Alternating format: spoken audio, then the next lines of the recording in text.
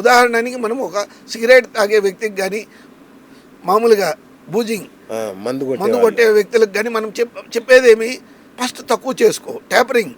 అదేవిధంగా నేను ఇప్పుడు ఇచ్చే మెడిసిన్స్ కూడా ఏం చెప్తాను, ఒకరోజు నిలిపేయద్దు.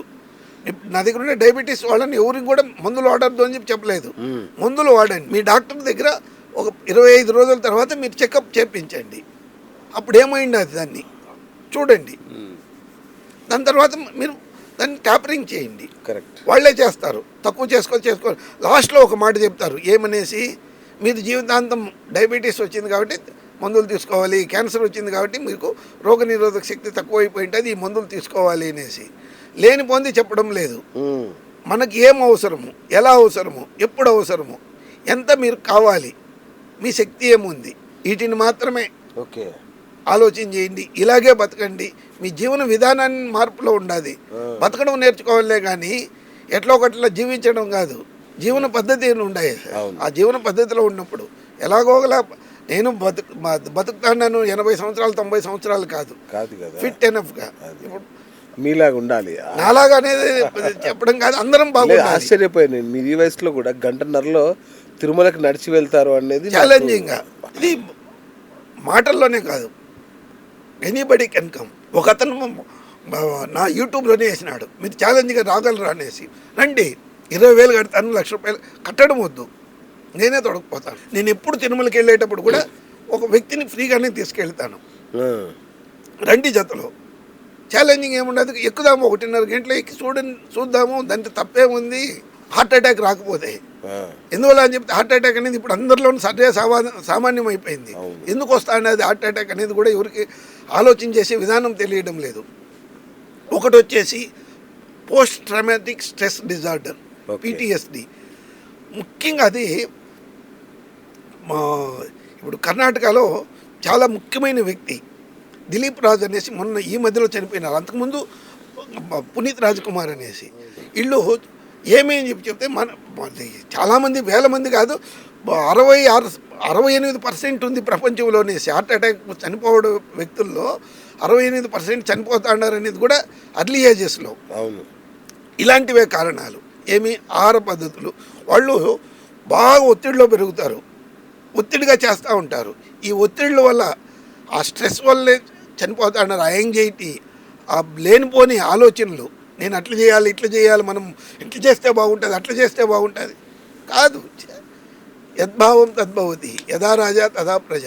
దారి ఎట్లున్నదో అట్లా మీరు వెళ్ళగలిగినప్పుడు ఆ దారి మిమ్మల్ని మంచి దారికి తీసుకెళ్తుంది. దాన్ని వదిలేసి నేను ఇది చేస్తాను, అది చేస్తాను అనేసి ఉదయం నుంచి సాయంకాలం వరకు ఆలోచన చేసి రాత్రి నిద్ర రాకపోతే ఏం ఉపయోగము? ప్లాన్లు కాదు చెప్పేది. దాన్ని లా ఆఫ్ మేనిఫెస్టేషన్ అని చెప్పేసి చాలామంది చెప్తారు. లా ఆఫ్ మేనిఫెస్టేషన్ ఎక్కడ ఉండాలి? మీ శరీర కణాల్లో ఉండాలి. మీరు ఆలోచన చేసినప్పుడు రావడం లేదు. లా ఆఫ్ అట్రాక్షన్, ఇవన్నీ కూడా లా ఆఫ్ అట్రాక్షన్ అన్నప్పుడు సార్ చాలామంది బాధపడతారు. దాన్ని దాదాపు ఒక 20,000 30,000 రూపాయలు ఖర్చు పెట్టి కాకుండా ఉండి నా దగ్గరికి వచ్చిన వ్యక్తిని నేను ఒక అతనికి చెప్పినాను, అట్లా కాదు, ఇట్లా నువ్వు చెయ్యి నాయన, చెయ్యి, తర్వాత మాట్లాడు. వాళ్ళు ఈ పద్ధతులు కాదు. నీ శరీరంలో ఒక భూమిలో ఇత్తనం వేసినప్పుడు ఏం కావాలి? ఆ భూమికి ఆ ఇత్తనం వల్ల బయటకు వచ్చే స్వభావం ఉండాలి. అంటే దాంట్లో ఎరువులు, దాంట్లో తగిన గుణాలు, కార్బన్, నైట్రోజన్, ఫాస్ఫరస్ ఏమేమి దానికి పెరగడానికి కావాలనో అన్నీ ఉండాలి. అదే మాదిరి నీ శరీరంలో నువ్వు అట్రాక్ట్ చేయడానికి ఆ శక్తి ఉండాలి. నీ దగ్గర శక్తి లేనప్పుడు నేను ప్రాణిక్ హీలింగ్ చేస్తాను, రేకీ చేస్తాను, ఈ కాదు ముఖ్యం. నీలో ఆ శక్తి ఉందే, చెయ్యి. లేకపోతే చేయొద్దు. నీకు నువ్వే చేసుకోలేవు, నలుగురికి చేస్తానంటావు, అదేం ఉపయోగము? చాలామంది మనము చేసేటప్పుడు విధానం నేర్చుకోండి, ఫస్ట్ విధానాలు నేర్చుకోండి. మీకు రేకీ తెలుసు, ఖచ్చితంగా మంచిది. రేకీ అంటే ఏమి? శక్తి, విశ్వశక్తి. ప్రాణిక్ హీలింగ్ అంటే విశ్వశక్తిని. మన భారతదేశంలో ఇదంటారు, చైనా వాళ్ళు అదంటారు.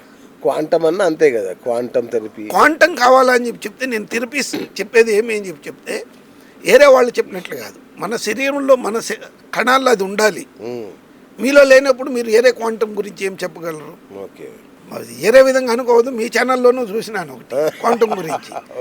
అది క్వాంటమ్ అని చెప్తే ఖచ్చితంగా వాళ్ళని తప్పు పెట్టడానికి కాదు నేను చెప్తా ఉండేది. ఆ క్వాంటమ్ అని చెప్పినప్పుడు ఎక్కడుంది, ఎలా ఉంది, మన మైటోకాండ్రియాలో ఏముంది, ఆ శక్తి కేంద్రం అనేది ఎందుకు చెప్తా ఉన్నాము, మన డిఎన్ఏ ఆర్ఎన్ఏ రైబోజోమ్స్ క్రోమోజోమ్స్ దానికి మీకు అర్థమేముంది, దాన్ని గురించి మీరు ఆలోచించేయింది. ఒక డాక్టర్గా మేము చదివినాము, ఆ క్వాలిఫికేషన్స్ ఉన్నప్పటికీ దాదాపు 40 సంవత్సరాలుగా నేను దీని మీద రీసెర్చ్ చేసుకున్నాను. ఆ రీసెర్చ్ వల్లనే నాకు అర్థమైందే కానీ నాకు అలాగే వచ్చిన జ్ఞానం కాదు. మా గురువు గారులు నాకు అనేక విధాలుగా అందరి దగ్గర కాళ్ళు చేతులు పట్టుకోవడం అనేది కాదు, వాళ్ళు కాళ్ళు మొక్కడంలో నాకు తప్పు అనిపించలేదు. గురువు గారిని పాద పద్మాలు అని చెప్పి చెప్తాము, పద్మాలుగా తలుస్తామే కానీ పాదాలుగా తలసమాట. ఇప్పుడు మనం ఎక్కడ కూడా తప్పు లేదు, గురువు గులామయ్యేంత వరకు ముక్తి లేదు అని చెప్పేసి మనలో ఉండేటువంటి సూత్రాలు. ఆ సూత్రాన్ని పాటించినాము కాబట్టి ఈరోజు ధైర్యంగా ధారాళంగా ఈ జ్ఞానం ఉంది, మనం నలుగురికి పంచుదాము అని చెప్పేసి ప్రయత్నం చేస్తామే కానీ ఏదో ఒక విధానంతో నా కడుపు నింపుకుందాము, నేను 8,000 నాకు దేవుడి దయ వల్ల ఏదే విధంగా ఇబ్బంది లేనంత సంపాదించుకుంటాను. రైట్. ఇంకొకటి గురుగారు, ఇప్పుడు మన క్యాన్సర్ సెల్స్తో పోరాడే మన బాడీలో ఉండే టీ సెల్స్ అవైతే ఉంటాయో అవి మధ్యలో అలసిపోతాయంట కదా గురుగారు? అవును. ఎందుకు ఇప్పుడు ఇప్పుడే మనం తిరుమల గురించి చెప్పినాం, ఎక్కేటప్పుడు ఆయాసం ఎందుకు వస్తా అన్నది, నాకెందుకు రాదు అని చెప్తే నేను ఆ బ్రీతింగ్ లెవెల్న డీకోడ్ చేసుకుంటాను. దాంట్లో లింఫోసైట్స్ అనేసి ఉండదు, రోగ నిరోధక శక్తి పెంపొందించడానికి, WBC. మనం దాన్ని ఎప్పుడైతే అది ఫైటింగ్ చేసి ఒక వ్యక్తి నిస్త్రాణ అయిపోతాడు అంటే నీరసంగా అయిపోతాడు, అప్పుడు వచ్చేసి ఇంకంత జాస్తి ఎక్కువ అవుతాయి అక్కడ. ఎక్కువైనప్పుడు మాత్రమే అట్లా జరుగుతూ ఉండదు. అది అంత తప్పగా ఏరే ఫైటింగ్ ఇది అనేది ఏమీ లేదు. సింపుల్గా మనం అర్థం చేసుకోవాలి. ఫస్ట్ వచ్చేసి సైంటిఫిక్గా అర్థానికి పోయినప్పుడు ఈ పదాలన్నీ దొరుకుతూ ఉన్నాయి. మీరు సామాన్య భాషలో సామాన్య పరిజ్ఞానంతో విశేషంగా పోవద్దు, మామూలు జ్ఞానంతో అర్థం చేసుకోండి. మనకు అర్థమయ్యే విధానంలో ఉంది. ఒక రైతే సాయంకాలానికి నీరసంగా వచ్చి వేడి నీళ్ళు స్నానం చేసి పండుకునేస్తా అన్నాడు. ఆ విధానంతో మీరు ఉంది. ప్రతి ఒక్కరి వ్యక్తిలోనూ నిస్త్రాణం అనేది ఉంది, ఆ భయం అనేది ఉంటుంది. అన్ని విధాల మనములను సరి చేసుకోవాలే కానీ మన శరీరంలో ఉండే భాషను అర్థం చేసుకోవాలి. ప్రతి కణానికి ఒక భాష ఉంది. ఆ శరీర భాషను అర్థం చేసుకున్నప్పుడు మాత్రమే ఈ పేర్లన్నీ వచ్చి సైంటిఫిక్ రీసెర్చ్ తప్పు కాదు. ఆ సైంటిఫిక్ రీసెర్చ్లో మనకు విషయ జ్ఞానం ఏం కావాలి, విశేష జ్ఞానం కాదు ఇక్కడ కావాల్సి. విషయ జ్ఞానం కావాలి. ఆ విషయ జ్ఞానాన్ని తెలుసుకోండి. జ్ఞానము, పరిజ్ఞానము, విశేష జ్ఞానము, విషయ జ్ఞానము, ఆత్మజ్ఞానము ఇవన్నీ కూడా చెప్తారు. ఈ జ్ఞానాలు ఎక్కడి నుంచి వచ్చినాయంటే మనలో పుట్టినోటి.